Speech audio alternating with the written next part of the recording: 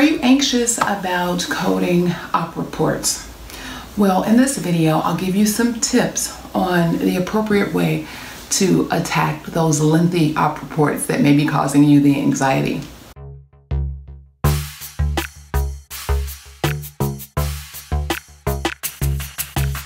Hi, I'm Clarice Warner, the girl with the pearls, the founder and education director of the Professional Reimbursement Network, LLC, where coding education is key. And on this channel, we provide you with information, tips, and strategies on how to become a certified marketable medical coder. If you are new to our channel, welcome. Feel free to look over our videos, like our videos, comment on our videos, and by all means, subscribe. So click that subscribe button so you can be part of our community. Also, don't forget to hit the bell for notifications when we upload new content.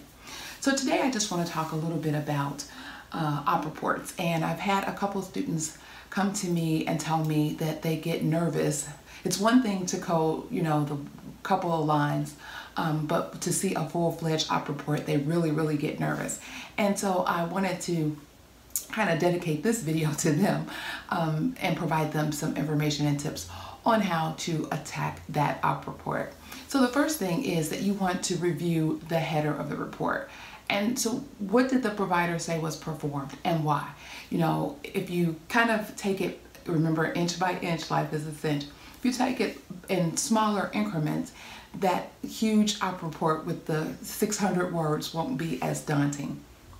Next, review the CPT code book. Of course, you need to start in the index. And I also would encourage you to start in the index. Even if you're sitting for a certification exam, use your index. So what code options exist in the index, and basically what is required for each of the choices that may be provided. Number 3, review the report and the documentation details. So really take some time and read the report. What does the documentation say? This will give you more information on what may or may not have occurred during that particular procedure. Which codes are supported by the documentation? So number 4, make a preliminary code selection and then determine what's supported. Number 5, review the guidelines.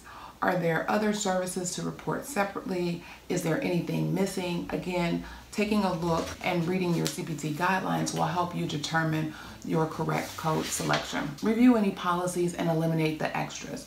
Are there services that may be bundled? So in surgeries and procedures, there may be bundled services, and so you wouldn't code those things out separately. So just make sure that you're reviewing those for bundled procedures.